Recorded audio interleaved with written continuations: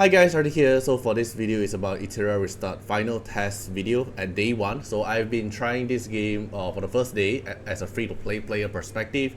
Though I'll be giving out my own honest first impression, alright? It might be different point of view than you, but I'm just giving out what I think and what I see, right? So I'll be also sharing out my own beginner tips that I think that you should actually do at the first day or what you should not do at the first day as well.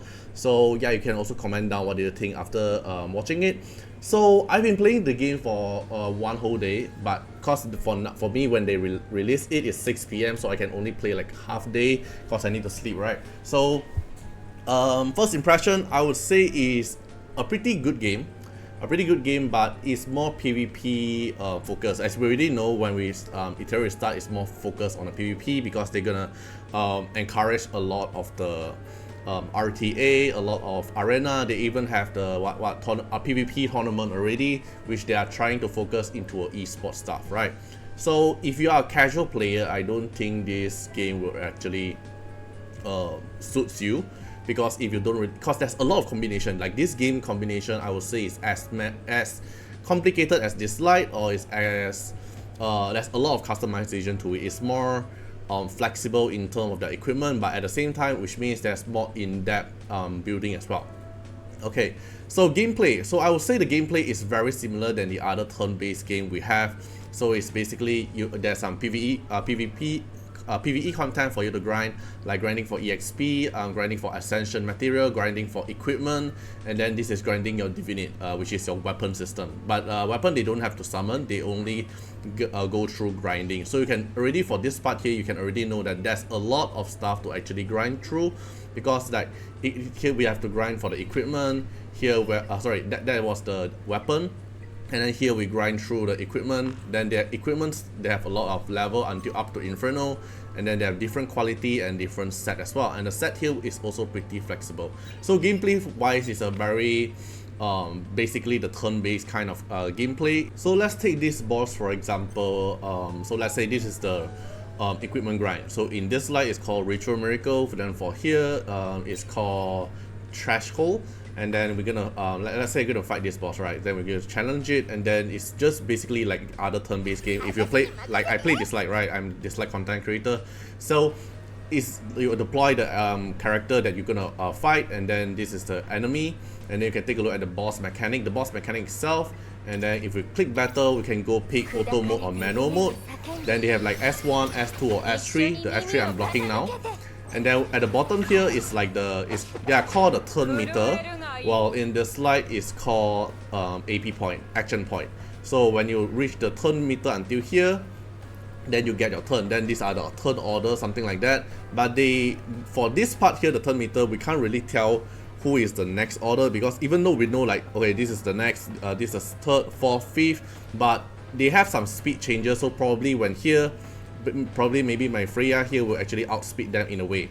Alright, then it's like turn based, so you have skill 1, skill 2, and skill 3. So let's say I pick skill 3, then I can pick the character that I want to fight, but because I'm using AoE damage, so it doesn't matter, then it will cast AoE damage. Then it will just go by turn, and then like do damage. Alright, so I can just turn it to auto mode as well. And then this is the buff bar on top right side. Then we can also like check it here, the skill CD, the buff, everything, the enemy skill, and also what kind of buff they have. You can also click it here. So it's like if you play other turn-based game as well, you probably know how it will actually go in the flow now. So now let's take a look at the next part.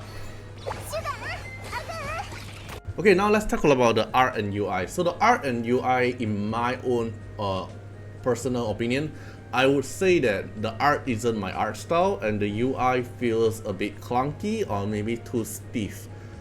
I can't really say why it doesn't make me really like into the UI. Probably the font they pick is more it feels like using the font of Impact or like Red Shadow Legend stuff. So I don't really like the UI, like the fighting UI, all those numbers popping up.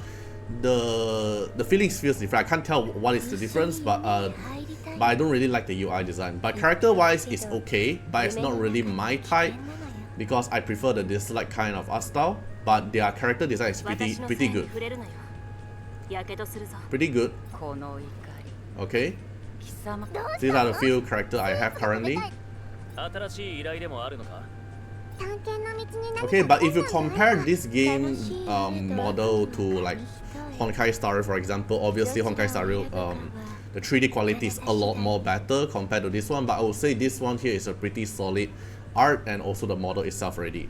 Combat feel, I would say, is pretty okay. Everything now seems very smooth, like the battle itself is pretty fast paced, all those things. Then what I feel anything that is surprising good or bad, which I think is the equipment crafting. So the equipment crafting here is actually very fun to play. So for example, this is a speed set. So speed set they have separate into +4, +8 and +12. So if you have a speed set of 4, then you're gonna get speed by 8%. Then if you go for speed with 8 set, then you're gonna get speed by 20%, and 12 is 35%. So for example, the Freya that I'm using is 2 speed +2 +2 +2 +2. So I have a total of 5 Ps with +2 is supposed to be 10, right? But why am I getting a 12 here? It's because they have this shell function that I apply. This is like a pet, but which is their weapon. And then this pet here can also apply some additional set bonus. So which makes the gameplay of this equipment crafting for this term Etheria start actually very fun. This is surprisingly fun. Because for example, that I'm using on her currently, like this white gear, right? He have providing 2 HP set and also 3 speed set. So which means in my equipment set here, I can go for like a little bit of speed and a little bit of HP while just using some equipment piece here, which makes it a lot more flexible. And then if we use this like concept, this 3 piece here will be our top piece, which only give you the raw base stat, which is fixed, and then the bottom 3 piece here will be the main attribute that you want to focus. And this main attribute here, they are not fixed to a specific position. So for example, you can put in like 3 crit rate bonus, or you want to put in 3 crit damage bonus is also doable as well. So it's pretty flexible with the equipment crafting, and then you can also do a lot of combination with the equipment with your shell, which is the pet system. And this pet system here also give you like specific passive, but it's RNG, so you can also go through like reconfig to reroll the attribute that you want with some training data currency. So I would say that this pet shell system is actually make it more fun combined with the equipment system itself. This is what I would say I find it actually very fun compared to this slide and compared to Honkai Star Rail as well. This is what I actually like. Okay, then another thing I want to mention is the summon system. Summon system, if you play Honkai Star Rail or you play other Hoyo games, probably you already know that we have 50-50, which is what they are famous with, right? So the limited banner, if you summon the SSR, then you have a 50% chance to get a rate up or 50% chance to not get a rate up. Then what I find it very good is their rate up system is actually 100%. So which means if you get the character, your SSR, then it's guaranteed to be the rate up banner as per. It's 100%. Okay, so this is a good thing. And then at least for now, all this limited character, he'll go back into the permanent summon here, so you don't really have a limited character. So they only have like rate up character, then after the rate up ends, then it'll go to permanent. Then permanent will be RNG, like what kind of SSR you're gonna get, and then you have a 0.25% to get light or dark. Yes, they have light or dark. So they have 3 elements, which is like fire, water, and grass, something like that. The 3 color here. Like this one, red color is fire, then blue, then wind, grass. Then we have light and dark as well. So light and dark is kind of like shimmer in the slide. Okay, so at least for now in our honeymoon phase, the rate up banner is actually a very good system because it won't have 50-50. But one thing, the banner here did not mention if they will bring forwards the hard PT. So let's say I'm guaranteed to get Freya in 100 summon. So what if I actually did like 50 summon, then I don't have enough summon? Will it bring forward to the next rate up banner? They did not mention it yet, at least in the rules it did not mention about this. So this is something I think we should actually keep an eye.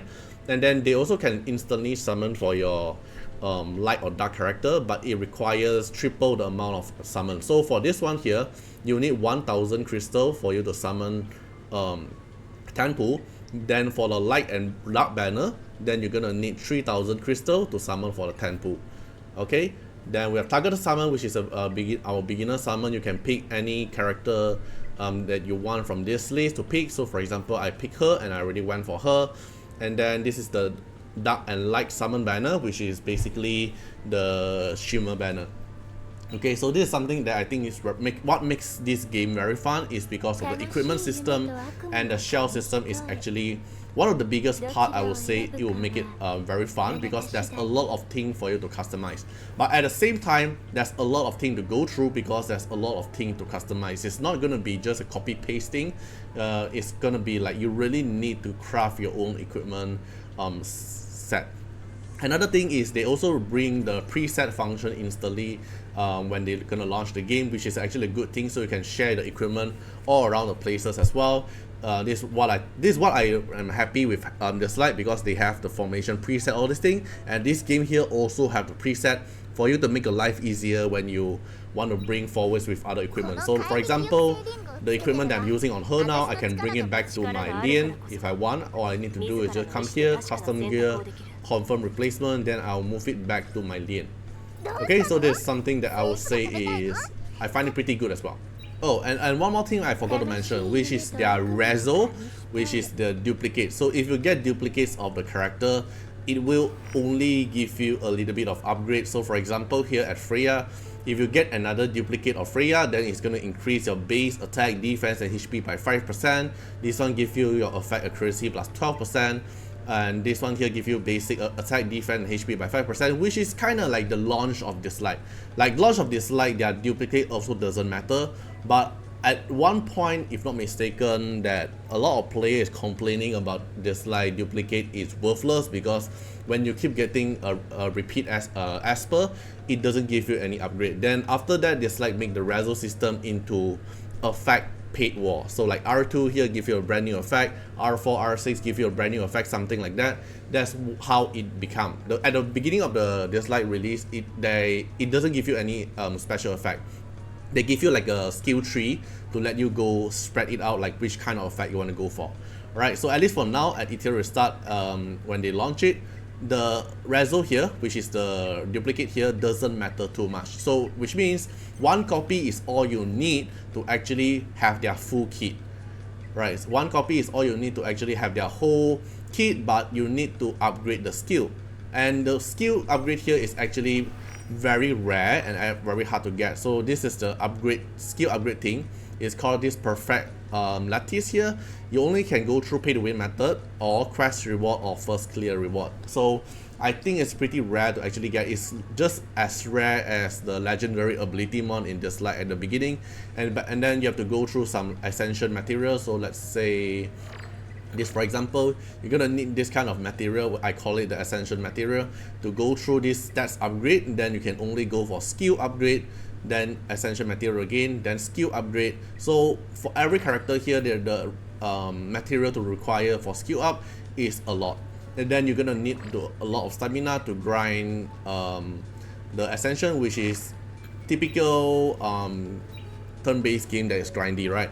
Alright, so then what I would actually focus on when this game released at the beginning of the global, which is June 5, what I would advise if you actually want to start is actually spend your gem into stamina, because this is a grindy game, right? You're gonna need a lot of stamina to keep pushing your account level. That account level will only help you unlock more things. For example, you can see the main quest here, I'm currently not able to progress because it's locked behind level 20, while my account level here is actually level 13. So you're gonna need a lot of stamina to keep spamming content, spamming the grind, like grind equipment, grind EXP, grind the ascension material, grind the shell. Then after you do a lot of grinding, you level up your account. Then you can only unlock more main quests, unlock more function, like other team challenge and other PvE content, and even PvP content as well. It is kind of locked for now, but you need specific account level to unlock. Right, so it's a pretty grindy game, so you have to, my early suggestion is spend your gems into stamina. Why do I say so? Because I don't know, probably my summon luck is pretty bad. I actually get this title, Luck May Grace with You Again, which is no SSR obtained after 99 summon. Yes, I actually hard pity my freaking Freya. So when I come to my summon, and then this summon here, 100 summon and you guarantee Freya, right? Yes, I went through 100 summon to get her. It feels so bad, and then they actually gave me a title just to let me feel good.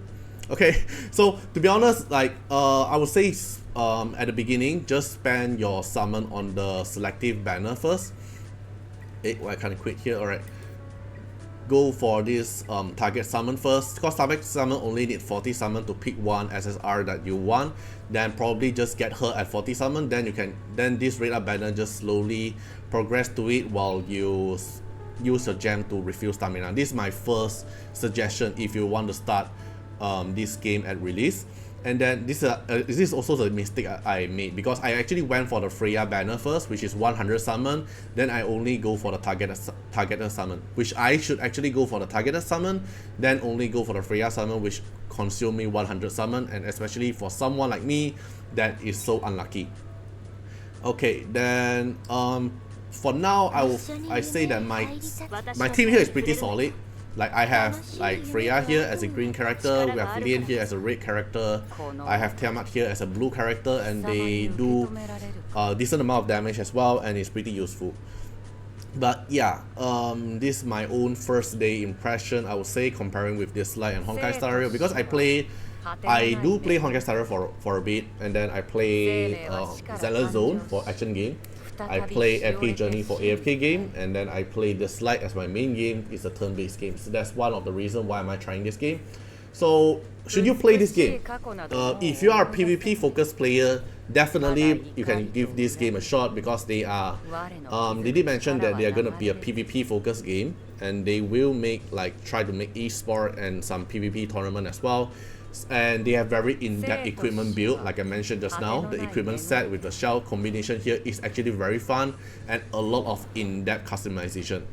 But at the same time, which means you're gonna need a lot of time to actually go through the kit, and then a lot of different build, right? So, but if you're a casual player and if you don't really play PvP, like you're not PvP lover, you enjoy PvE more, probably then this game is not suitable for you, because I think this game is pretty grindy.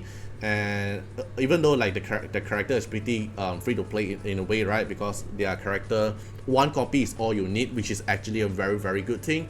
But it's very grindy because you have to grind for equipment, you have to craft the thing, and at least for now, from my day one experience, I haven't unlocked the other content. And based on the other player who have been played through the other beta test stuff or the previous beta test, this game is more built for PvP content. So if you don't really play for PvP, then I would say this game is probably not for you. Alright, so this is my day one experience and my own impression. I'll be still playing the game, so no worries. I'll still try out the game and probably release more video from my own thoughts. Right, you can also feel free to comment down what you guys think about it if you tried the closed beta test as well, or based on what I've shown just now, what is your first impression. You can also leave down a comment. Okay, hope you guys enjoyed the video, and see you guys in the next one. Bye bye.